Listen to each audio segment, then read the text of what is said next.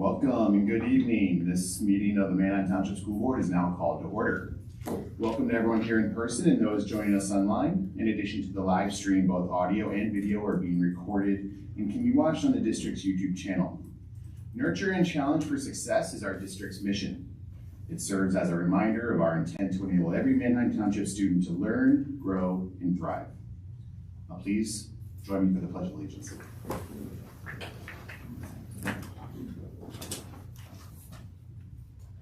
Pledge allegiance to the flag of the United States of America and to the republic for which it stands, one nation, under God, indivisible, with liberty and justice for all.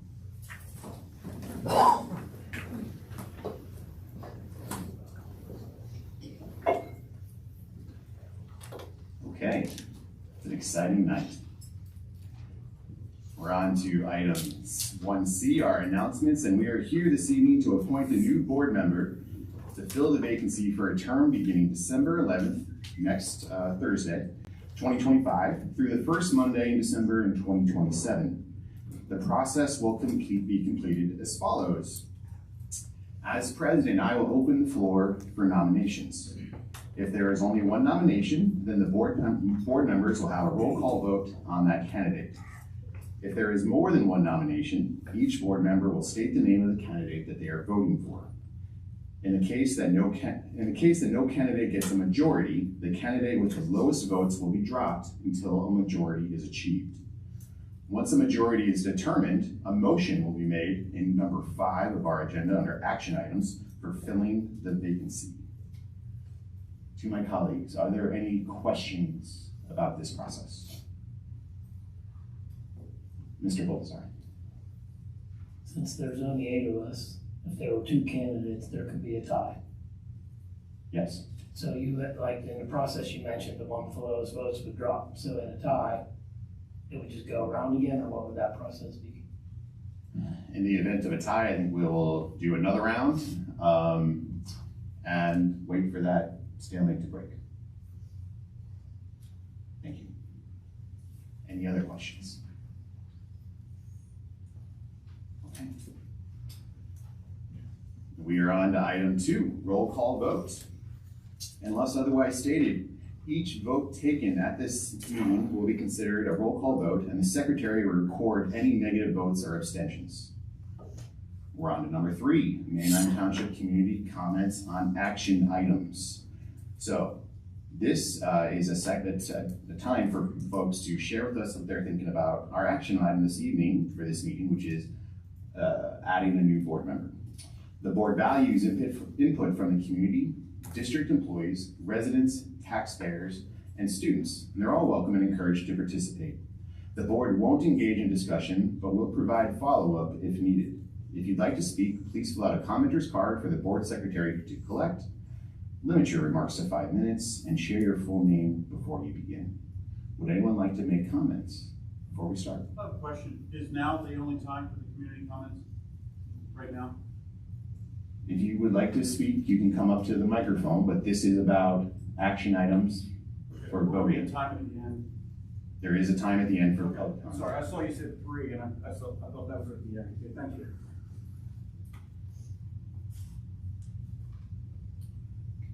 Anyone want to make public comment? Okay. We will move on to item 4, which is approval of our agenda or agenda modification. Is there a motion to either approve or modify the agenda? Mr. McKenna, is there a second? Second. Ms. Lamb, any discussion? All in favor, say aye. Aye. Opposed, nay? The motion carries. And with that, we are on to item 5, our action item. So for each of my colleagues, there's a sheet at your desk with a list of our candidate names. Also, I have lists that have been randomly generated in front of me for the order of which I will call on each of you to make your preference for the open vacancy known. And before we begin, I also just want to take a moment to say this has been a really challenging couple of days. Like, what an incredible depth of candidate, a community member, of folks coming out and showing and expressing support for each other, this school district, and this board. I think it makes me feel incredibly optimistic for our future prospects, our future growth, our future continued excellence, and our ability to reach our aspirations, knowing that we have such widespread and broad community support. And I just want to thank you all. I know this isn't easy. I want to thank you all for coming out. And so with that, I will open the floor for nominations from my colleagues. Ms. Lane? Thank you, Mr. Grunter. So first I want to say thank you to all of the candidates. All the candidates were really impressive. So for me, I would like to nominate Adam Hosey. When I first applied for my own vacancy, I spoke up about the Manheim Township North Star and the importance of having a board that truly reflects the diversity of our students and families. A diverse board doesn't just provide representation, it helps us to recognize needs like hiring diverse teachers, building on inclusive policies, and ensuring every student feels seen and safe. What matters most is not just someone who says they can be a voice, but someone who has done the heavy lifting and experience in this kind of work. It's not easy work. Adam Hosey founded and developed the YWCA Center for Racial and Gender Equity and created training programs now used by many organizations and schools. He knows how to build on this work. Another thing that stood out to me is one of Dr. Pete Hefty's goal is to move Manheim Township District to top 50 to top 10 in Pennsylvania, and Adam Hosey has taught in the top-ranked school district in the state and helped develop its STEM academy, and I see the value in having a 10th member with that kind of experience. Adam was also integral in creating the scholarship program from Lancaster AAPI, where we provide scholarships to AAPI students throughout Lancaster County, and for these reasons, I am nominating Adam Hosey. That's one nomination. Thank you, Ms. Lamb. Does anyone else like to make a nomination this evening? Dr. McCarthy. Thank you, Mr. Grunter. I would like to nominate Ms. Soraya Hintz. Mrs. Hintz is a former school educator and a current substitute teacher, active at multiple Manheim Township schools. She would bring to the board an important and needed perspective to advocating for teachers and staff. In addition, she has extensive volunteer and leadership experience within Manheim Township schools and in this community, which gives her an understanding of our district from within. Mrs. Hintz is an advocate for everyone. For her, all truly does mean all. She values each individual, but she is especially vocal and active when it comes to diversity, equity, and inclusion initiatives. This aligns her values well with the Manheim Township North Star. Lastly, Mrs. Hintz has been regularly attending school board meetings for the past several months. She has familiarized herself with the issues facing this district and understands the commitment required to be a school board director. She has made public comments at many of these meetings, speaking about the topics and issues that are meaningful to her. For these reasons, I believe Soraya Hintz would undoubtedly be an asset to the board, and I'm delighted to nominate her to fill the vacancy. Thank you. Thank you so much, Dr. McCarthy. Would anyone else like to nominate someone this evening? Ms. Woodbury. Mr. Grunter, thank you very much. And thank you to all the fine applicants we have. I will echo what Mr. Grunter said. This is an incredible field, and it's taken a lot of time and thought. I'd like to place my nomination for Carlos Cornell. I want to really recognize his experience, skills, and strength in the area of policy, in the area of financial stewardship, in the area of advocacy for those experiencing barriers to access to care. His professional experience in navigating systems and really advocating for those who might not have a voice. As a bilingual parent, I think he brings a unique perspective also to the board, something that we do not have. So I'm happy to place into nomination Carlos Cornell. Thank you, Ms. Woodbury. Would anyone else like to add a nomination this evening? Mr. McKenna. I would like to echo the comments that have come before, affirming the contributions of everyone who applied. It certainly seems like our community is in excellent hands when we have this many passionate and well-qualified advocates for public education. So even if the outcome of tonight doesn't go your way, I hope your engagement will continue in lots of other ways Tonight, I'd like to nominate Ramon Rivera for this school board special term. And I believe that Mr. Rivera is a strong candidate for a number of reasons directly related to the work of this district. Our current board does have an incredible group of people with very important and relevant professional backgrounds. One thing we are currently lacking is a current educator, someone who is bringing the experience of what teachers are dealing with on the front lines every single day and being able to give voice to that in a powerful way. In addition to being a teacher, part of the roles that he has held at Conestoga Valley School District is in innovating around STEM, even to the point of bringing board members from other districts to see what's happening in the labs and other facilities at that school. And I think he's also shown an acumen for developing teachers in a variety of leadership positions that he has held in the district. And so one of the things that we could see as a great advantage with his participation on our board is that we get an inter-district perspective. We're fortunate to have that with Shannon Zimmerman's prior experience in Hempfield. If we added another person who has an experience that's going to help us learn from one another, I think to also look at areas for innovation and possibly even collaboration. Additionally, Mr. Rivera's experience serving on the Touchstone Foundation board will really be a value add for the work that we're trying to do in our commitment to the safety and well-being of our students, including their mental health. So for those who aren't aware, Touchstone really focuses on expanding access to services for mental health for children and youth. And I'm confident that if he were at this table, he would help us deepen connections in the community that would in turn help us improve our students' mental health.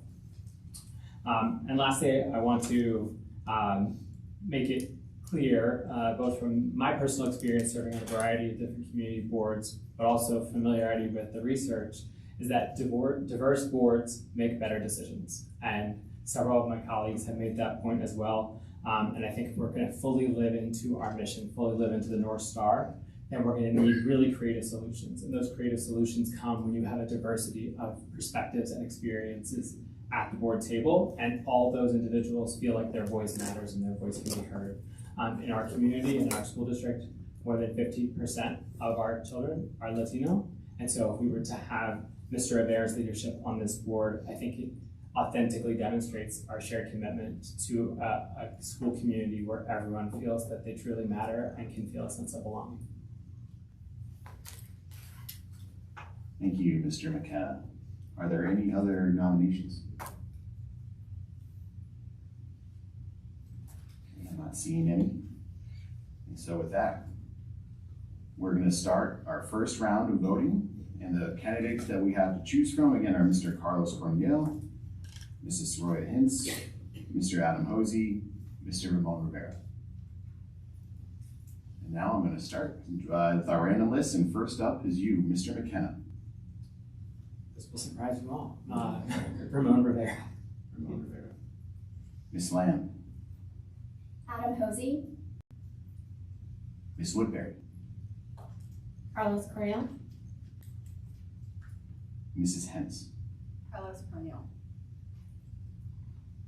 Myself, I'm next. I'm going to vote for Mr. Rivera. Dr. McCardle. Soraya Hintz. Mr. Baldazar. Mr. Carlos Corniel. Ms. Zimmerman. Mr. Ramon Rivera. Okay, my math is correct. I'm pretty sure it is. We have 3 for Mr. Corniel, 1 for Mrs. Hintz, 1 for Mr. Hosey, 3 for Mr. Rivera. So, based on the procedures we established beforehand, Ms. Hintz and Mr. Hosey are not going to be eligible for this next round of voting. So now, for round 2 of voting, our selections are going to be between Mr. Corniel and Mr. Rivera. Okay, we're going to start round 2 now. Mrs. Hentz.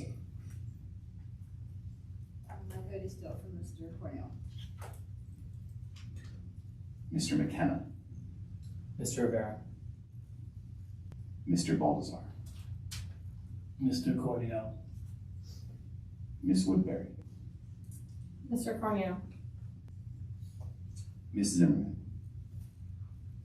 Mr. Rivera. I'm next. I'm going to also vote for Mr. Rivera. Ms. Lamb. Mr. Ramon Rivera. From McCardle. Ramon Rivera. Ramon Rivera. So based on my math there, I have 5 votes for Mr. Rivera, 3 votes for Mr. Coniel. Mr. Rivera, congratulations.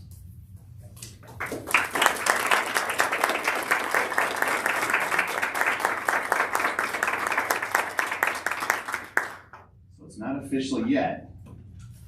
Now we need to vote. So we're on to 5A, and now we need a motion for the appointment of a board member to fill the vacancy for a term beginning December 11th, 2025, and ending the first Monday in December 2027. I would like to ask for a motion for the appointment of a board member to fill that vacancy. Can I get a motion? So moved. Mr. McKenna, is there a second? Second. Is that you, Ms. Woodbury? Thank you, Ms. Woodbury. Second, sorry. Not usually that low. My head was down, I didn't see you. Okay, any discussion? Not to belabor the point, but I just want to reiterate how grateful I am for everyone, including those who may not have received a nomination. Please don't be discouraged. There is a role for you. We need your help. We would like your help. So please, if you're not sure on how to engage, I know a number of us here have ideas, and we would love to continue to partner with you, but we'll continue to and or begin to partner with you in a more direct way. Y'all were very impressive. This is a challenging circumstance. So with that, I'll say all in favor. Aye. Aye. All opposed? Once again, congratulations, Mr. Rivera, and welcome to our school board. And with that, we are on to item 6, Manheim Township community comments. Residents, taxpayers, district employees, and students are all welcome and encouraged to participate. The board won't engage in discussion, but will provide follow-up if needed. If you'd like to speak, please fill out a commenter's card for the board secretary to collect. Limit your remarks to 5 minutes, and share your full name before you begin. Would anyone like to make public comments this evening?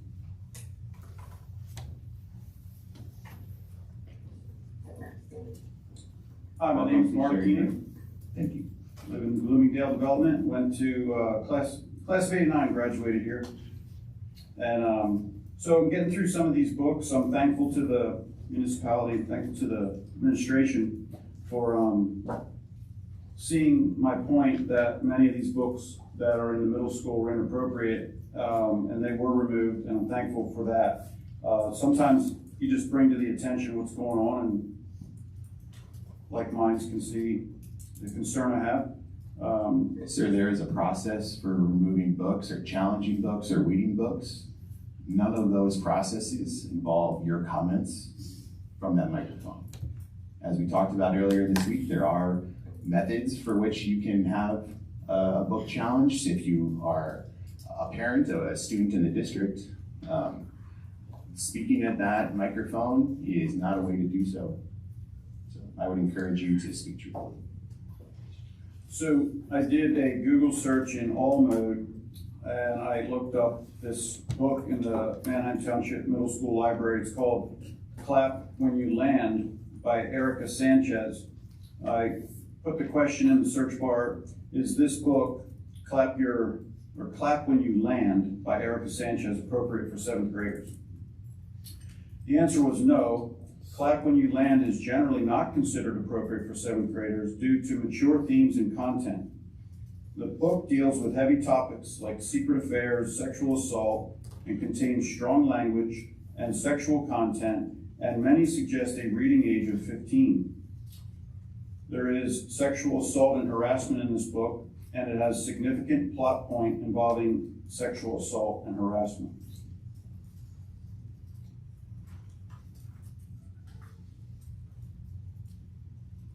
The book deals with sex trafficking, and it's one thing to talk to a child about sex trafficking. It's another thing to have excerpts that have the exact explicit content of what happens during the sex trafficking. Page 46. El Cierro hustles bodies, eagle-eyed young girls. It's a parent's right to talk to them, right?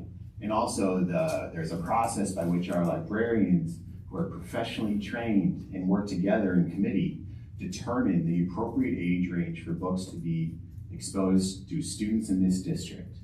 And again, I will remind you, the pathway that I see you going down, and you've been continuously going down for weeks here, is careless and takes none of that professional acumen or none of that care for children into account.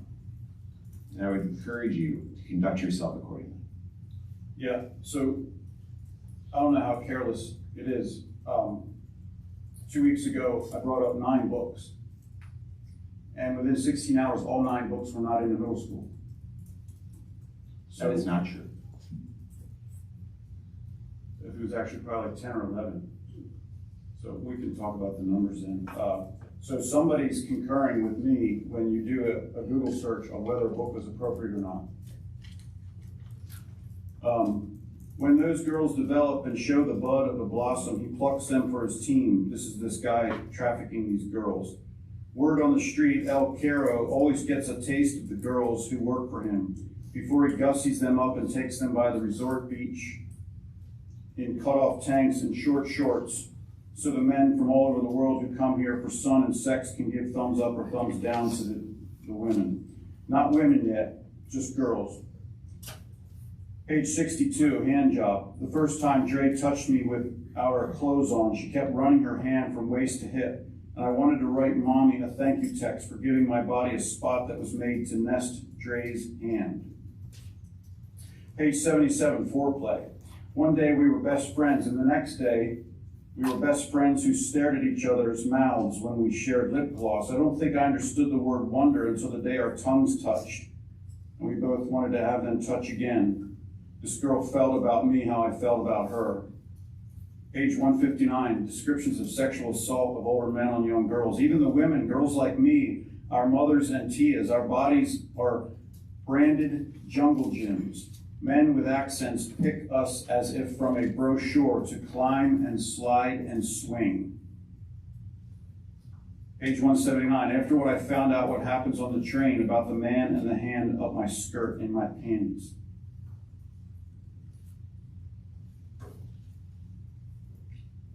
I did a Microsoft Copilot search. Is the book A Love Story by Abdi Nazemian appropriate for all 7th graders? Answer, Like a Love Story by Abdi Nazemian is generally recommended for ages 15 and up. It's a book in the Manheim Township Middle School Library available for 7th graders. Like a Love Story by Abdi Nazemian. Grok AI, no, Like a Love Story by Abdi Nazemian is not appropriate for all 7th graders. Swearing, F-U-C-K, S-H-I-T, D-I-C-K, Kirkus and Publishers Weekly, assume a high school audience. Google search AI, no, Like a Love Story by Abdi Nazemian is not appropriate for all 7th graders. Sexuality includes discussions of sex and sexuality, a scene where a couple has sex for the first time. Parents and reviewers note the content may be too explicit for some younger teens. Like a Love Story, Abdi Nazemian, our tongues explore each other, then his hands are all over me. Urgently, I feel what I never felt when Riza and I kissed, an erection. He was so hard. Thank you, Mr. Diener, your time is up.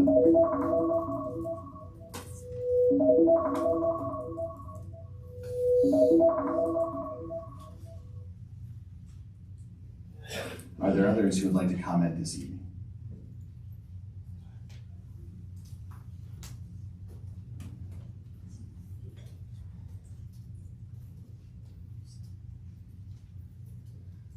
Benjamin Schnabel. I think books are possibly the best pathway that you're going to have to teach children that the world is a dangerous place. And we all know that the world is a dangerous place, and it's not going to get any safer if you just bury your head in the sand. So I'm not saying that children should necessarily be exposed to all the problems in the world all at once at all times and to the severity that they always are. But sex trafficking is a real thing, and sexual violence is a real thing and sexual assault is a real thing. And if you're going to try to dilute that by removing the material, you're not getting rid of sexual assault. You're not getting rid of sex trafficking. And you're probably not even getting rid of this child's knowledge of it because we exist on the internet and the internet is everything. And so I'm just thinking that like reading books, it's not glorifying it. It's not saying that this is the greatest thing in the world. And it's just people need to be aware of these things, especially children, because they are the most vulnerable to these kinds of things. Like right now, there is more like sex trafficking now than there has ever been at any point in history. And it is being publicized right now more than anything. Just think about how many things on the news nowadays are involving this kind of information, this kind of thing. Is it wise for us to try to close our eyes to this stuff? Is it best for us to be like, oh, this book isn't good for kids? Also, it's not fair to them. You're treating them like they're not people who are going to be interacting with the real world. I just think that we shouldn't like bury our heads in the sand and pretend that it doesn't exist, close our ears and say la la la la la over and over again. And it's like books are definitely the best way to do it, because otherwise you're going to have, would you rather a child's first interaction with sex be from a book or be in the moment and they don't know anything of what they're doing? And it's going to happen. We are real people. And I just think that if you get caught up in the like puritanical idea that we just need to like bleach our eyes and pretend that none of this stuff happens, we're never going to get anywhere. That's all I have to say. Thank you very much. Would anyone else like to speak?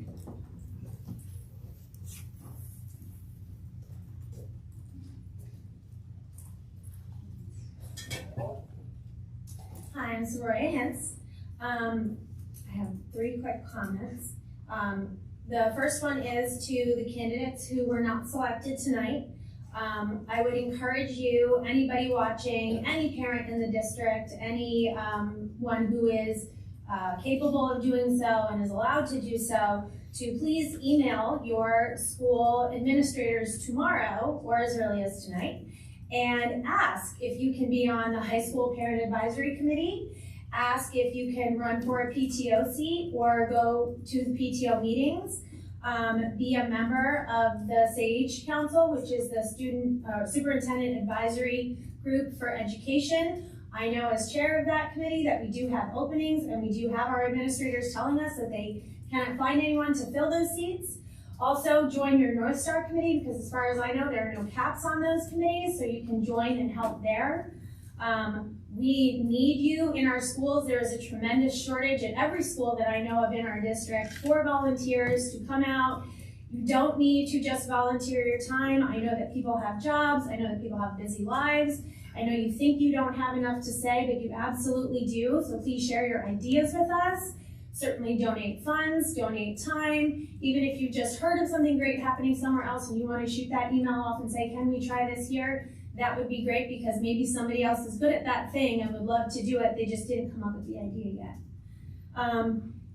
One of the committees that I mentioned was North Star. It was brought up several times tonight as well. I would encourage this school board to look into the North Star committees at our schools and make sure that they are not just window dressing, that we are actually doing something in those committees. Are they making any changes? What are those changes? How many times are those committees actually meeting in a school year? Who's deciding the agendas for those committee meetings? What are they achieving? Are they at a timely interval throughout the school year to actually do something? Because you might be surprised by some of those answers, and you might want to encourage change in that arena in order to achieve some of the things that I know this board is very excited about doing as you move forward. And then the third thing that I would say is I'm very glad that this board has a focus on diversity, as Dr. Mercado so graciously mentioned. I do a lot of work in diversity, equity, and inclusion. I've given in-services to entire schools for the faculty. I've given speeches and assemblies to students from 6th grade, 7th grade, 8th grade, 4th grade. And it is very important work, as Ms. Zimmerman mentioned at the last meeting, and as the two of us saw in Zootopia 2 last night.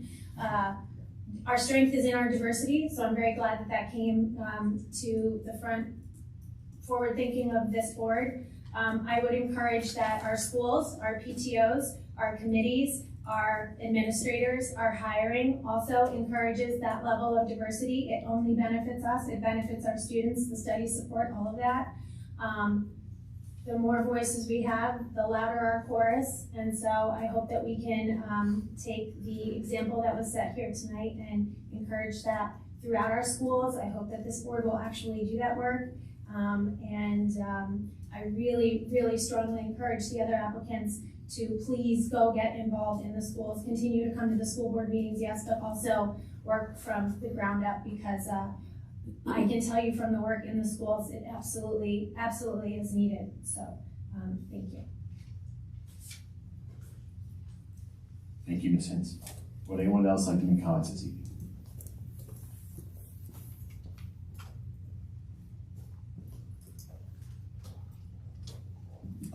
Ramon Rivera, I just want to take a quick minute to thank the members of the board for the trust you have placed in me, especially given the amazing talent and expertise of every other applicant.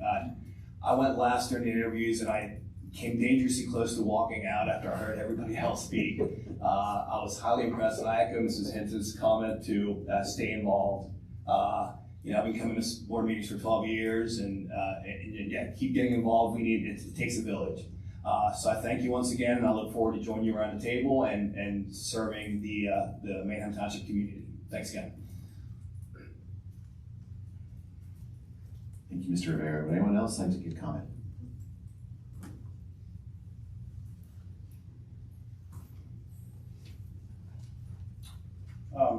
I mentioned, I thought there was about 10 or 11. I have the list of those that were weeded out. Just to clarify that, just to clear up, I was told that I was being untruthful. It's not the case. The book Out of Darkness by Ashley Hope Perez, with its graphic sexual assault description of a male forcing a girl to squeeze his reddish purple and frightening penis until he ejaculated in her hands, that was weeded out of the middle school library, rightfully so. That sounds to me like that's something you'd read in like an adult bookstore pornographic book. I wouldn't know about that, sir, but I would encourage you to use more caution and common sense with your conduct at these meetings. I don't know what your goals are. I assure you, you are not going to achieve them through this manner of your behavior. It is disrespectful to this community, this school district, this board, how you continuously conducted yourself. It's out of step with how we expect each other to treat each other and how we show up here this evening. If you have valid complaints that you'd like to pursue, you know how to pursue them. You are choosing to conduct yourself in this other fashion that does no good. I'd urge you to consider how you're conducting yourself. The book City of Heavenly Fire, with the explicit foreplay sex scene, the author has a free online unedited version of the book where the sex scene ends in orgasm. That was weeded out in the middle school. The book Female of the Species by Mindy McGinnis, with its graphic descriptions of sexual assault, violence, and trauma, that was weeded out. The book Grown by Tiffany Jackson, with its graphic depictions of sexual coercion, physical abuse, violence, and non-consensual sex acts, was weeded out. The book 19 Love Songs, with its numerous jerking off, moaning, belts being undone, pants dropping, and aspiring to turn their foreplay sexual encounters into porn, that book was weeded out. The book Scatter of Light, with its cunnilingus and fingering scenes, that was weeded out. The sex climax book Last Night at the Telegraph Club, that was weeded out. Art of Racing in the Rain, porn book in the Manheim Township Middle School Library, that book was weeded out. And again, I am thankful to the administration for these books going away. They can be moved around, they can be put somewhere else, they don't need to be in front of middle schoolers, that's for sure. 12-year-olds don't need to read about foreplay, ejaculation, climax. So the book I was explaining earlier, cannot challenge this book other than at the public microphone because I don't have a child in the school, but I have taxpayer money being used to buy these books. I think that's a pretty big standing. Many of the parents that I know don't like that their taxpayer money is being used to buy porn for middle schoolers. This book, Sir, love story. I will not sit here while you accuse our staff and librarians of such conduct. That is an outrageous claim. It is patently false. Your pattern of spreading falsehoods needs to stop. Your false claims against our staff needs to stop. I think it might have been oversight. I'm not accusing anybody here of anything. You absolutely are accusing. I refuse to let you try to hide behind this veneer of civility. It's real. It is not real. You are not conducting yourself in a civil manner, sir. And I refuse to sit here and let your falsehoods against our hardworking staff, who are professional, trained, and committed to the education of this community. I refuse to allow you to disparage their character and their actions in such outrageous manner. It must stop. That's fair, no problem. So we can let the community decide if these excerpts are appropriate for 12-year-olds. Our tongues explore each other, then his hands are all over me. Urgently, I feel what I never felt when Raza and I kissed. I had an erection, he was so hard. Carefully, I warn, it's beautiful, he says as he carefully peels it off of me. So are you. He looks at me, taking my body, and I guide him on top of me, feel his hardness. He wants to have sex, but I tell him I'm not ready. Maybe next time. Next time, I ask? He thrusts against me until he's done, and then he collapses, his head on my breast. Page 337. First time I read a porn, I was 12, in the closet. Playboy was pretty much useless to me, but Penthouse has these sex stories in them, and they were very hot because there were men in them. I find myself getting hard, and he moves his hand on my crotch, just covering up the evidence, he says with a smile. Maybe you could. Read those stories to me someday. You can't get AIDS from story time. He laughs. Any day you want. He squeezes my erection. Page 338. Art leaps back, takes my hand, and then pulls me onto the bed with him. His body grinding against mine, sweaty and hot. He's hard, and I am too. He turns me over onto my back, positioning himself on top of me so that his hardness rubs up against mine. He thrusts faster and faster until my name becomes more scream than moan. And then he rolls over to the side of me. Wow, he says, I guess I won't be wearing these pants tonight. I notice the gooey stain on his black jeans and the wetness on my own blue jeans. I turn on the shower, take off my clothes, and get inside. As I touch myself, I imagine Art thrusting on top of me, screaming my name. I close my eyes and let the hot water wash all evidence of my passion away. Okay, I say. A wave of excitement passes through me at the thought of us naked together. We lie naked to each other. We lie naked next to each other. He works his way down. I want to kiss every part of you, he says, and he does. When he takes me inside his mouth, it's almost over. I pull him up when I can't take any more, and I do the same to him. I kiss and lick every square inch of his body, tasting the expanse of him, drawing him into me. He tries to open the condom wrapper, but fumbles with it. He tries his teeth. I grab it from him and tear it open. He squeezes some lube onto him, then onto me. I wrap my legs around him. Your time is done. Thank you for your time. I'm looking forward to informing the board in my next board report about our process for review of books and the books that are in our current libraries. Thank you.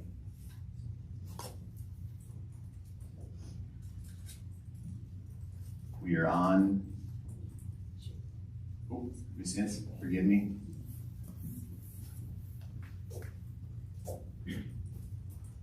I just want to thank the librarians for all the books. All the books. I have 5 children, and when one of my children was 9 years old, we do this fun thing in my family where we have dinner from different cultures, And when we have dinner from a different culture, we like play the music of that culture in the background while we're having the dinner to like really try to immerse ourselves. And so we were having Puerto Rican food, and Despacito was playing in the background. This was a few years ago. And my 9-year-old leaned over to me and said, "I know what this song is about." And I died inside and said, "Do you? What is it about?" And the 9-year-old said, "Sex." And I died more. And then I said, "What sex?" And the 9-year-old said, "It's when you kiss naked." And I said, "Amazing. Do you want more rice and beans?"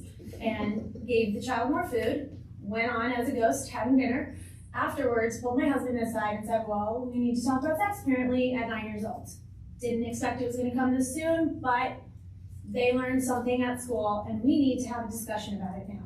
So we took our 9-year-old that weekend and we had a very upfront and frank discussion about it. I think they died a lot in that conversation. We died a bunch too. And that's what we do now. Summer before 4th grade, that's when we have that talk in our family. And I'm so grateful that the curiosity of this child made them want to talk to me about something, and that we were able to have that frank discussion to give them the honest truth about the situation that was brought up to them, so that they did not find themselves in a situation where they were alone with somebody who said, "Do you want to have sex?" And they had a misunderstanding of what it was and ended up consenting to something that they did not want to do.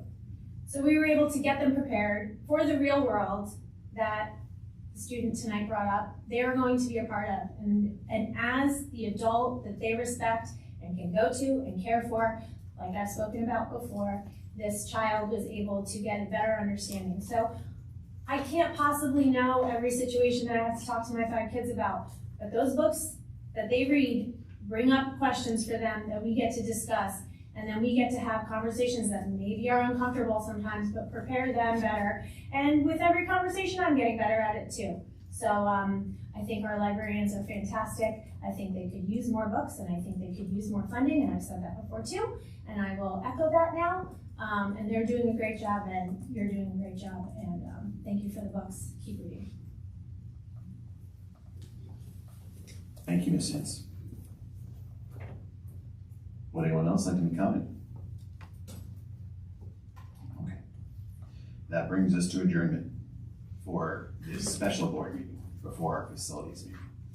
Is there a motion to adjourn? So moved. Mr. Boldazar, is there a second? Second. I got Dr. McCardle on that one, sorry, Ms. Lamb. Thank you to all of our Manheim Township staff, librarians, administrators, and volunteers for your dedication to our students and community.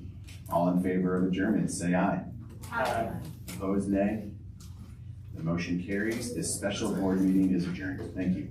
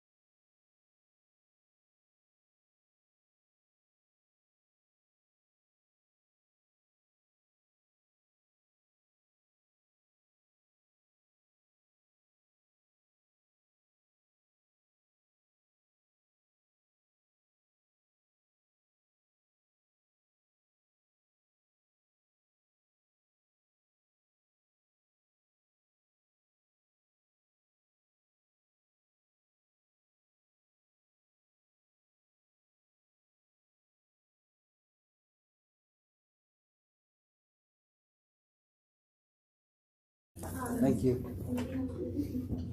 Okay, let's start part 2. All right, this meeting is called to order. Good evening. Welcome to everyone here in person and those joining us online. In addition to the live stream, both audio and video are being recorded. Nurture and Challenge for Success is our district's mission. It serves as a reminder of our intent to enable every Manheim Township student to learn, grow, and thrive. And I'm thrilled for this Facilities Committee of the Whole meeting to begin. We are on to announcements, and I'll just say quickly, if you all have looked at the agenda this evening, you may notice that the health clinic is not on there. In response to my comments and requests for a new business item, we are going to get a full and comprehensive update at our January Facilities Committee meeting about the health clinic. So we are now on to item 2, which are a number of presentations from our partners at RLPS. So I am happy to hand it over to you, Mr. Bladen, to begin. Welcome. Yes, sir. Thank you very much. Thank you all for having us here this evening and being part of your committee meeting this evening. So Andrew Bladen from RLPS Architects, project architect, and then following me will be Chris Linke, also from RLPS. And so my goal tonight is to kind of kick things off. Chris will be talking necessarily speaking to the first stages of your Nitrower Elementary feasibility study itself. But before we do that, we thought it would be prudent to, I think we were asked to give a general overview of the study process and a building project process following the study, just for general information. And there's some things that I cover at a high level here that Chris will be dialing down into more detail in his presentation. So the 5 slides we have here with the general overview of the project encompass the project roadmap.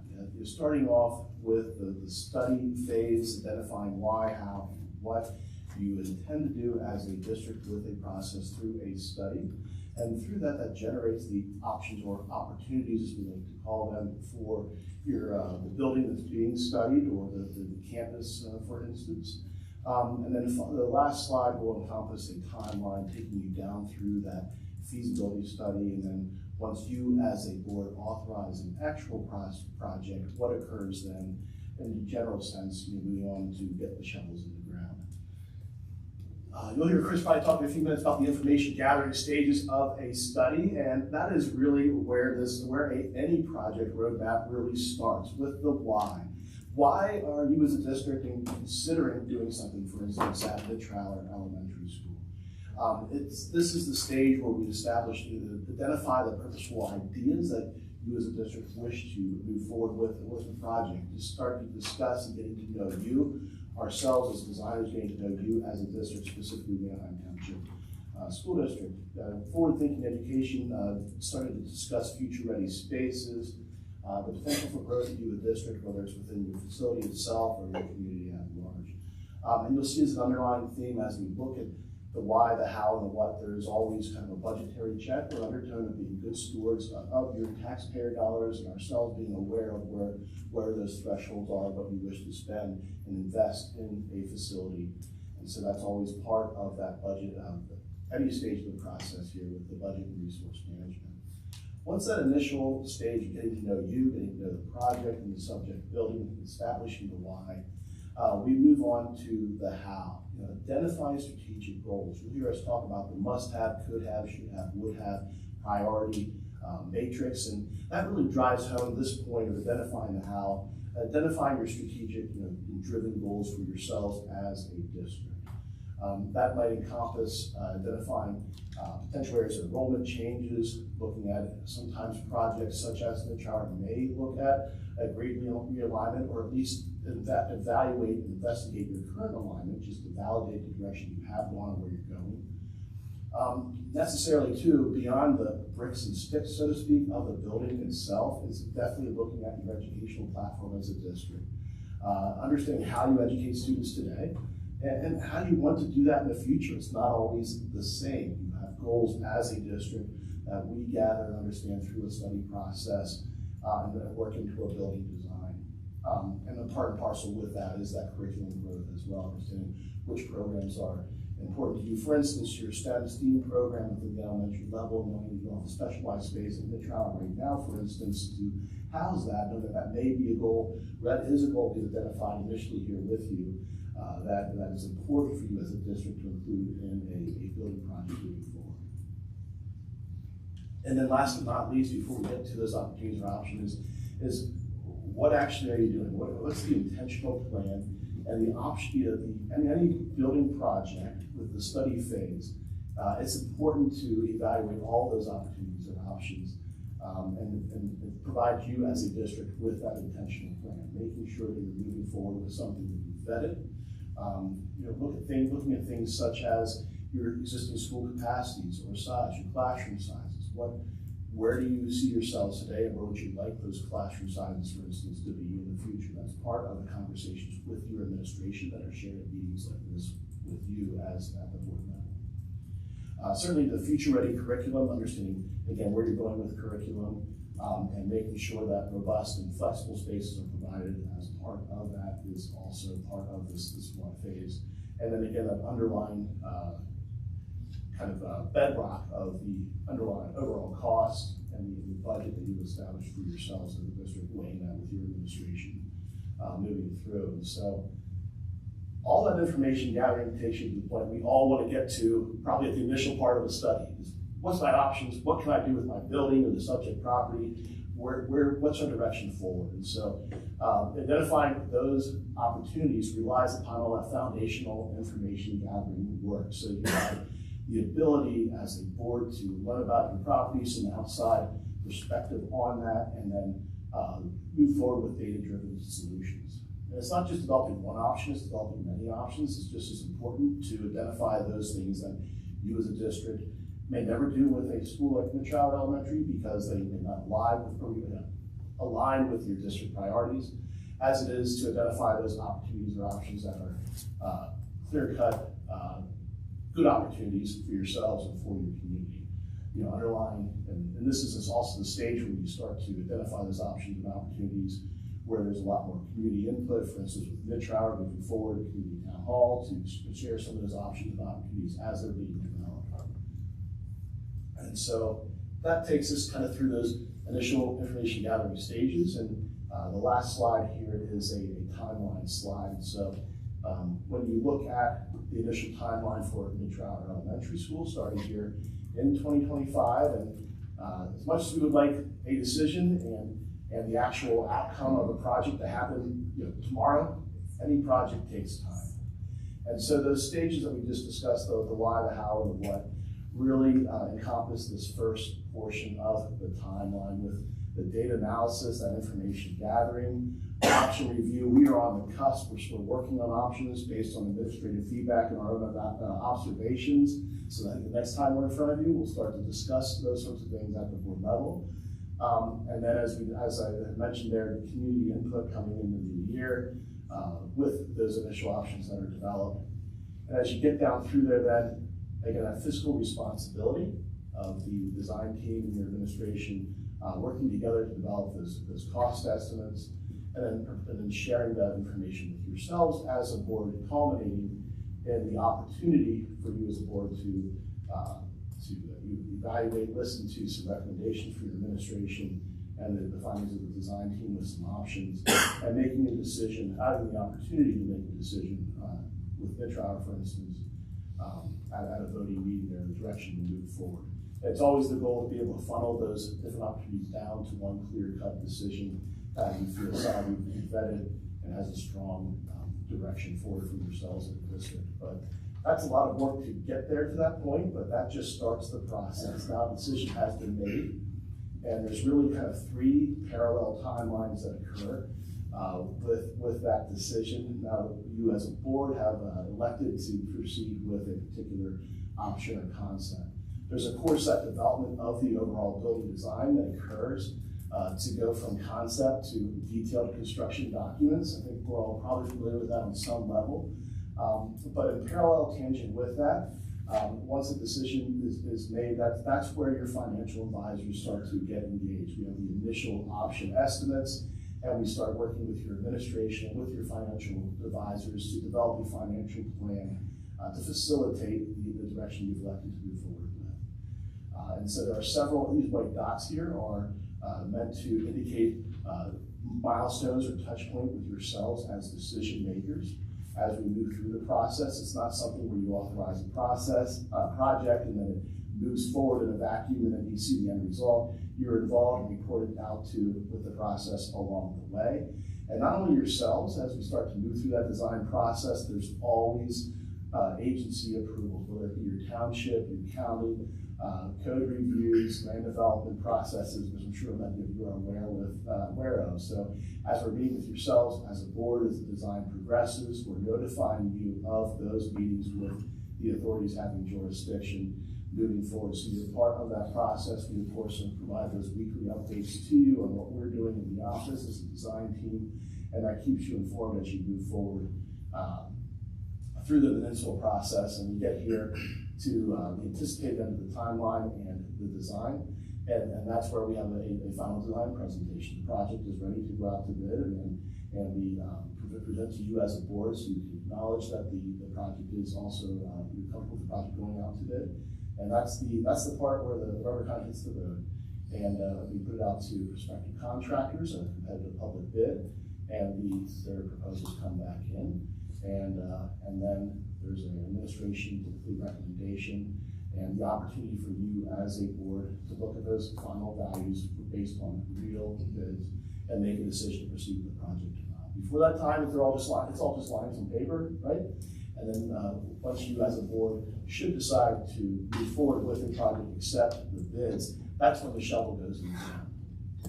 And then there's, of course, just a construction process that continues then after that, once that shovel is in the ground. And really that duration depends on way back here with that initial option. What do we choose, or what do you like to do? What option is the best for the Anaheim Township School District moving forward? And so then that'll have a direct relationship to that construction timeline. So, try to keep it brief and appropriate amount of detail here, but any questions you may have for Chris or I, and if not, we'll just let Chris take over with one part of the presentation. Oh, thank you, Mr. Layton. That was very helpful and comprehensive, and I think it's just a grounding for us of this process and where we're at. Before we entertain questions, I should have said this at the beginning, just for folks who may not have an agenda in front of you. We started there with that very helpful and comprehensive, like what to expect from a building project. Thank you for teeing that up very well. After this, we're going to have a more specific assessment about Nitschauer itself, and we'll shift over to a section about our campus master plan. And we'll go next to learning more about our Nitschauer board focus group survey, and then we'll end with an update from Mr. Charles on some of our projects, progress on solar. So forgive me for not setting that up for anyone who may not have an agenda with them. To that, are there any questions for Mr. Bladen based on what we've heard thus far about what we can expect in terms of our project milestones and decision points moving forward? Okay, seeing none. Thank you much. Appreciate that. So next we're on to a little more specifics about Nitschauer, and welcome, Mr. Lynn. Good evening. I did learn something from Andy tonight, that if you put a clicker in his hand, he doesn't flail like he usually does in his presentation. So we calmed him down a little bit tonight. So I can go. Okay, so again, my name is Chris Linke from RLPS Architects, to give an update on the assessment of the existing Nitschauer Elementary School. This is our outline of what we're going to go through tonight. As always, this is an open discussion. If you have questions along the way, go ahead and ask, or you can wait till the end. We're comfortable with either one. Looking at the schedule, just stepping back for a second and looking at the schedule, we really got started here in September. We're in early December, and we're hoping to have this study done for you by the middle of February. Where we have been so far, we have the process up there. We've covered a lot of ground to this point. Tonight, we're here to give you our assessment on the existing facility, on what's coming next. Talk a little bit, we have, after tonight's meeting, the survey for the board will be going out. Also, earlier today, we released a survey for the community. This is on top of the focus groups that we've had with the educators, the students, PTO, and the leadership group.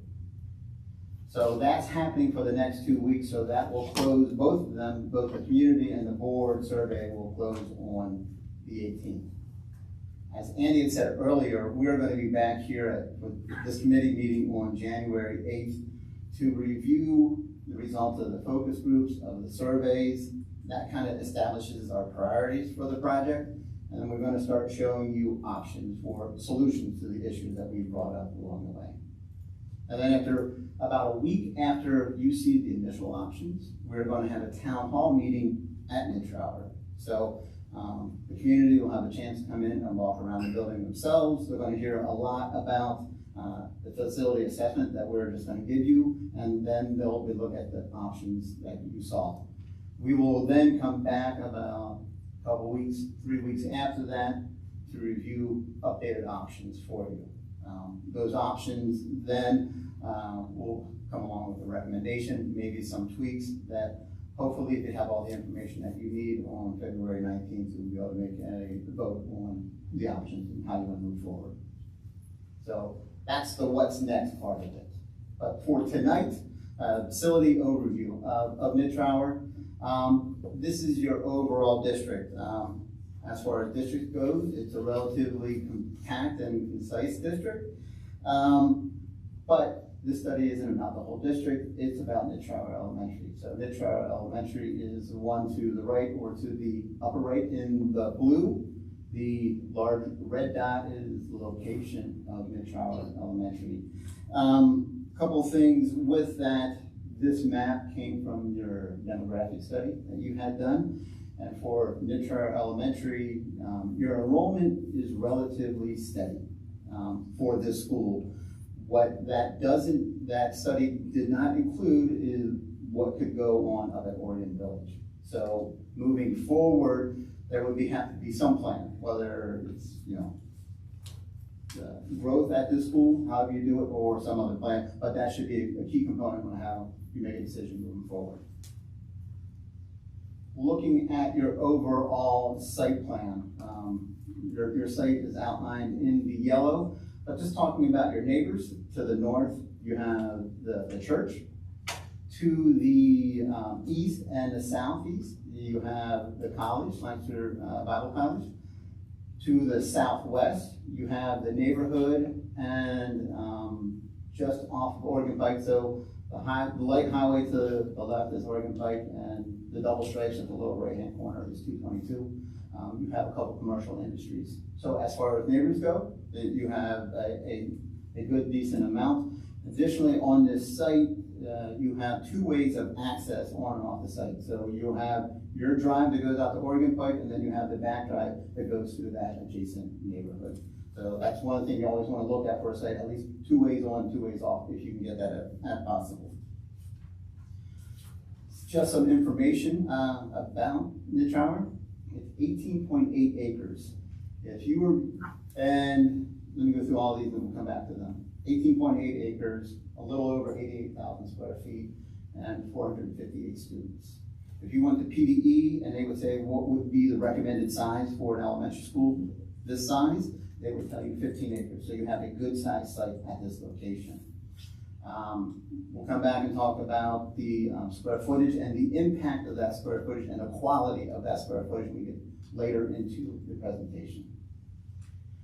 Getting back to the site, I'm left-handed because I'm going to work right to left instead of left to right. So what you have is your fields. On the right-hand side, both north and south of the field, you have your detention basins.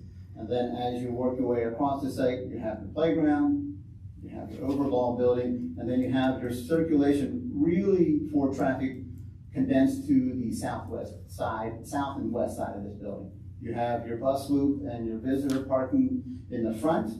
You have the car drop off on the side with kind of the event and staff parking and deliveries in the back.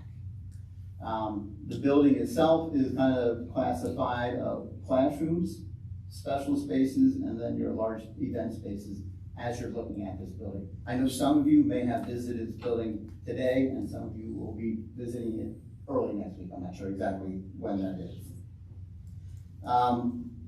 Also, the topography of this site, it's relatively flat. You get to the edges and it eases a little bit, but as far as sites go, it's a pretty nice site as far as the topography that you have. And this is just a quick aerial image of that site. But moving on to the floor plan that you have, again, working right to left, classroom wings basically to the right. A lot of the specials are in the middle, and the large event spaces are on the left-hand side. But the history, some of the history of this building floor plan, we color-coded it to the ages of the building. So the darker blue was built in '65.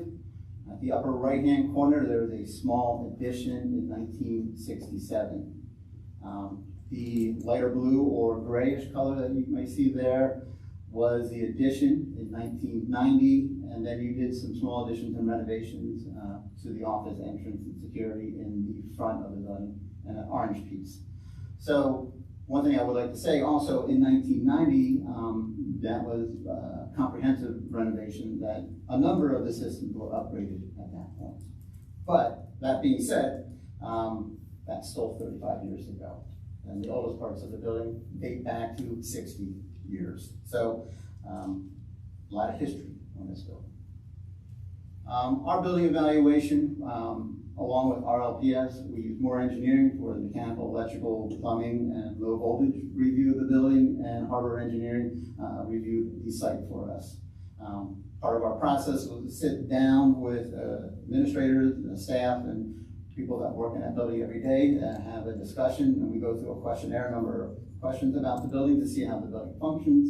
The floor plan that you saw before that had some of that red text, that's kind of the homework that we get done before we get into the meeting of how you're using your building now, not just how it was designed 35 years ago. And then we had a couple walkthroughs of the building.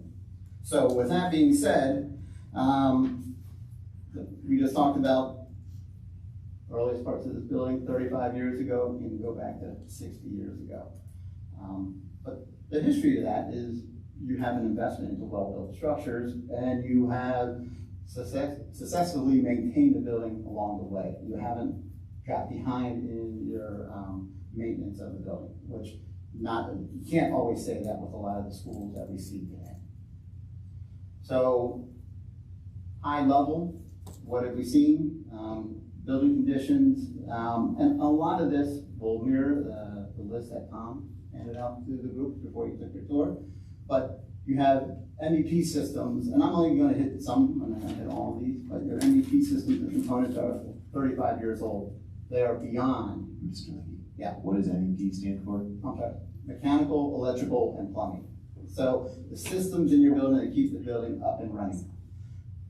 They're 35 years ago from the 1990 project.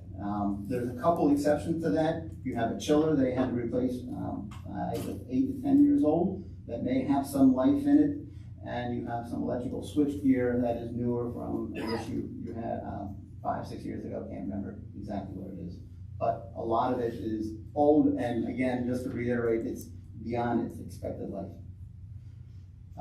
Exterior envelope, it's good and bad. You have roof system that is on the edge of, being it's beyond the edge of its life, but they're keeping it together, but it needs to be replaced quickly.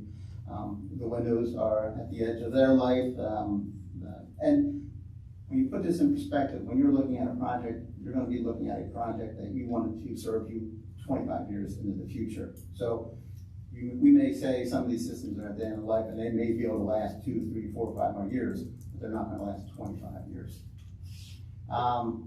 And building interior, I'd say it's well maintained, it's well used, it's dated, and it has some deficiencies.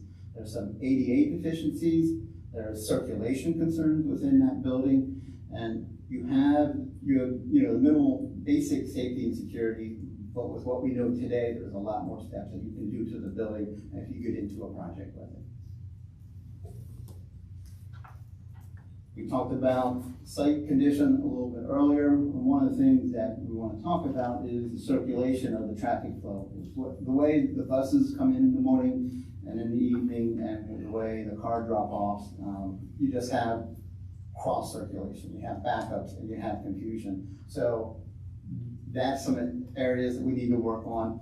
Also on your site, building and the site together, you don't have the adjacencies that you want. Like normally you want your cafeteria and your gymnasium to be adjacent to your playgrounds and your fields, and it's on the opposite side of that. Your fields where your baseball, like the backstops are, is on the far side of the field, it's not towards the playground. So getting to them is a lot of extra time. And so there's some inherent inefficiencies with the way that works. You have a nice playground, you do have a nice amount of area, and you have that unique issue that you own the road in front of the building that goes the whole way out to Oregon Pike. Road's in good condition, but there's a lot of maintenance that comes along with that. There's another piece to that called the educational impacts. It's not just, is the building standing up, are your systems functioning? Does your building work for you educationally?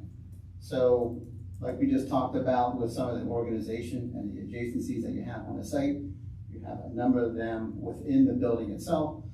For example, you have 3 classroom wings that are completely separate from each other. So you have to go from one wing to another is quite a long distance. They're not integrated, so sharing services across those wings is pretty tough for what you have.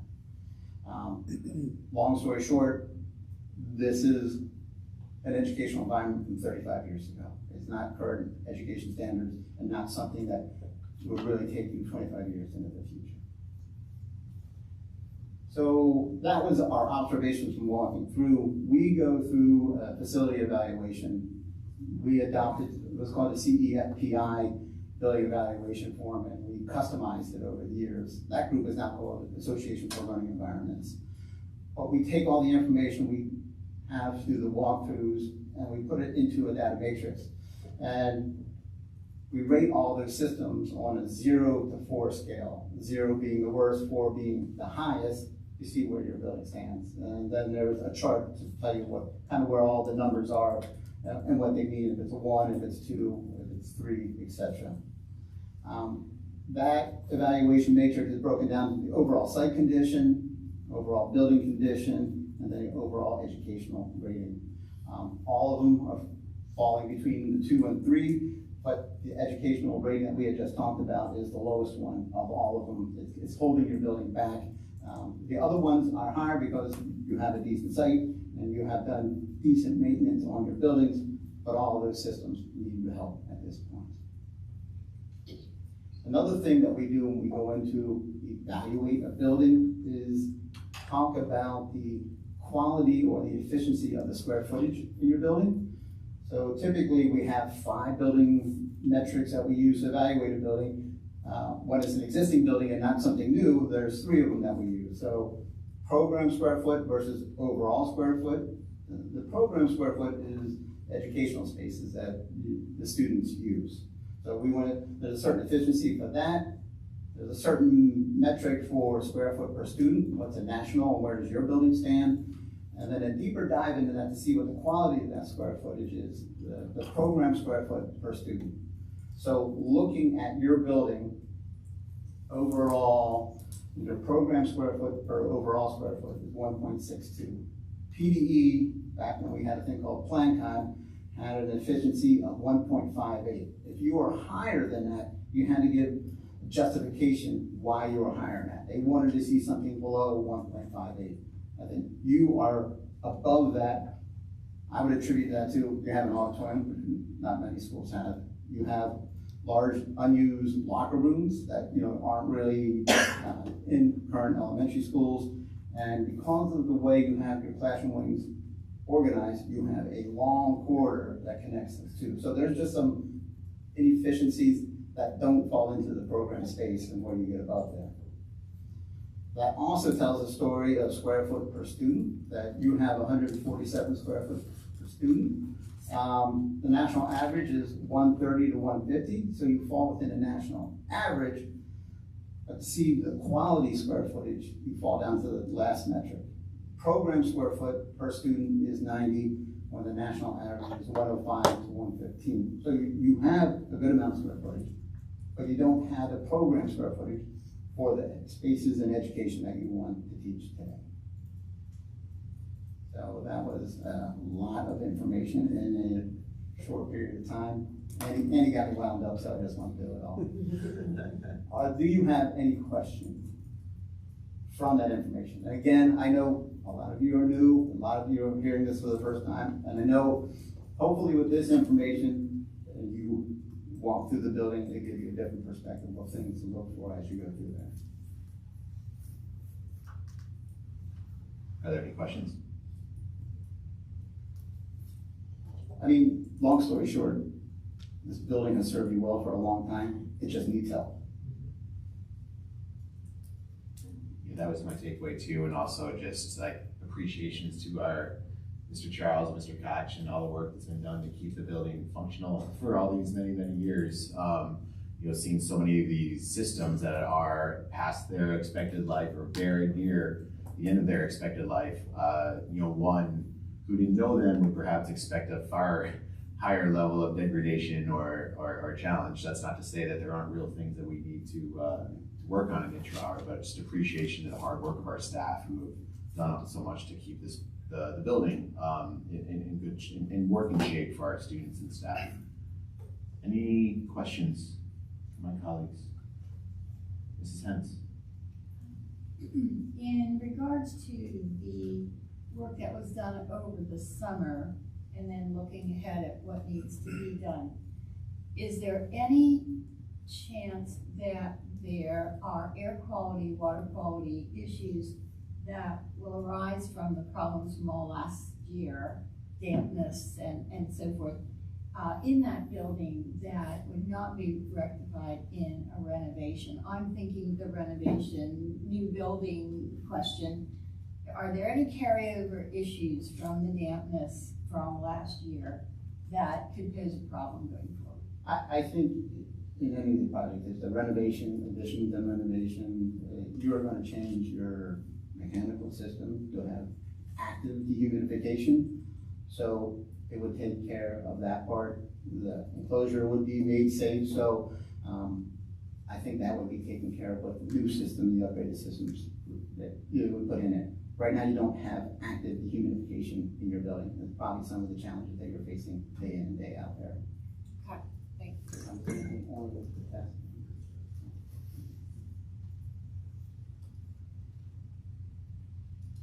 Thank you, Mrs. Hens. Any other questions, thoughts at this point? Dr. McCarthy. I just wanted to ask a clarifying question to make sure I understood you. You were saying that the overall size of the building with square footage is an adequate size, but the issue is that that space is not efficiently used. That's the difference in those two scores there? If you look at the overall, it's an adequate size, but you are starved on program square footage within the overall building. So your basic need of educating, you don't have the right spaces or enough of the spaces in that building. So that, and I'm sorry, just to clarify again, that program square footage, that means the way the space is used for education. The educational places versus bathroom, hallways, mechanical rooms, things like Gotcha, that. thank you, I just wanted to clarify that. Yeah.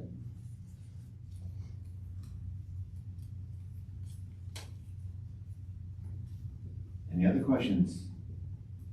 And Dr. McCarley, I'm a big fan of a clarifying question because chances are if you're not totally certain, I very well may not be either, and at the very least, our folks at home or folks watching later may not have that full background too. So don't ever hesitate to ask a question, please. And as a reminder, we'll be back here. Had so much fun tonight. We're going to be back here again January 8th. But we're going to be talking about options, but the priorities and the results of the focus group that are driving some of the layouts for those options. We're looking at multiple options. Again, we talked about renovation, addition renovation, or a new building, or there might be a fourth one that we come up with by then. Okay, well, yeah, this is going to help my walkthrough on Saturday morning significantly, so I really appreciate that presentation. And if there's no other thoughts from the board, then I think we're ready to move on to the campus master plan. Or, forgive me, the survey, and then the master plan. Oh, survey, later tonight, I think we talked about it. You touched on it. The survey goes live, so you're gonna have 2 weeks to the 18th. Probably get a reminder in a week for both the community and so there's 2 surveys going out. Survey for the community went out earlier today. The board survey email's going out this evening. And they both run concurrently to the 18th. Right, forgive me. Yes, and I look forward to seeing that. Thank you. And you'll get a reminder in a week because it's the time of year. And for the campus, Yes, please, let's move on to the campus master plan. Thank you. for the campus master plan, we're just here to give you kind of a schedule update tonight. We were here on October 23rd talking about the campus master plan, but high level, 2 things came out initially out of that October 23rd meeting is one, give the board an update on the history of the campus master plan, and then dig into the details of the program and do some fact finding on the program included with the campus master plan. So January 8th is going to be a long meeting. We're going to be back here January 8th. We're also going to talk about the history of the campus master plan and then dig into the program of the campus master plan. After that, it's going to be about a 2-month break, and we're going to come back after that with end options, renderings, and a schedule in early March. Hopefully, again, you have enough information from that presentation, maybe some revisions that we can come back on the 19th with updated information and recommendation, and you can take a vote on it at that point. If it goes along that schedule, we will get into zoning and land development in April 2026. Okay, any questions on that schedule? That was quite clear. Thank you. Yep. Okay, seeing none from my colleagues. Let's all make sure we get a good night's sleep on January 7th. We're ready to rock on the 8th. We'll bring chocolate to keep it going. Thank you very much, Mr. Lee. Thank you. Appreciate it. And Mr. Charles, I believe you're up next. Good evening, everyone. Just wanted to provide you with a brief update on the solar project over at our middle school. Last week, McClure's design team, Meadow Valley Electric at Aphrodite, completed their on-site visit. During this visit, we verified where the solar panel system will interconnect with the building's electrical system. We confirmed roof pitches and finalized placement of locations of the solar equipment based on a drone survey that they did in late October. With this information, the team has what they need to complete the design, which is expected to be finalized at the end of this month. Once the design is complete, McClure will submit the plans to the township for review for the building permit approval. McClure has already been in contact with the township, letting them know that this is on the way to them, so that they are well versed in what we're inputting to them. Prior to the installation, Larson Lighting Protection will be on site to relocate our lighting protection components to ensure they do not interfere with any of the solar arrays. And that work is scheduled for March. If all goes as planned, McClure anticipates the installation of the solar system to begin in early April. This project approximately will take about 5 months. The reason it actually works out really well for the school district, April, getting into it towards the end of the school year, with 5 months, you do the math, coming into August. The early work is I'll call it the quiet work, and the end work is the quiet work. Hopefully less disruption for our students. So that's what I have. Do you have any questions? Thank you, Mr. Charles. Are there any questions?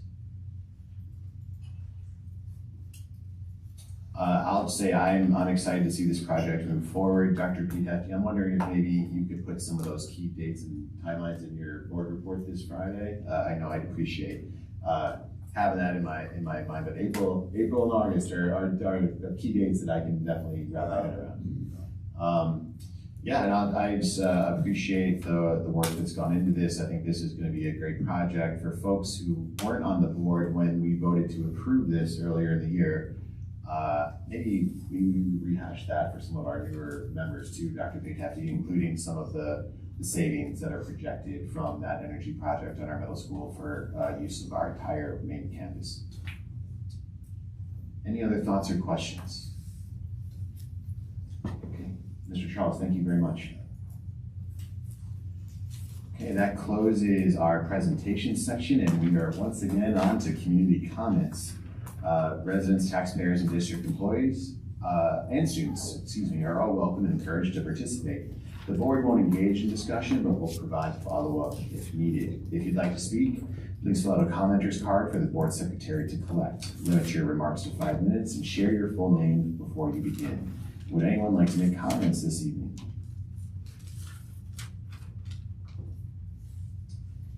Seeing no one. Okay. Well, as always, if you have comments, you can send them to our board secretary at boardsecretary@nwp.mtwp.net, and she, Mrs. Marshall, will make sure that we all receive them. And that brings us to item 4, adjournment. Is there a motion to adjourn? So moved. Ms. Zimmerman, is there a second? Second. Mr. McKenna, thank you. Again, thank you to all of our Manheim Township staff, administrators, volunteers for your dedication to our students and community. Our next board meeting will be Thursday, December 11th at 6 p.m. here at the district office. All in favor of adjournment, please say aye. Aye. Aye. Opposed, nay. The motion carries. Thank you to all. We are adjourned. Good night.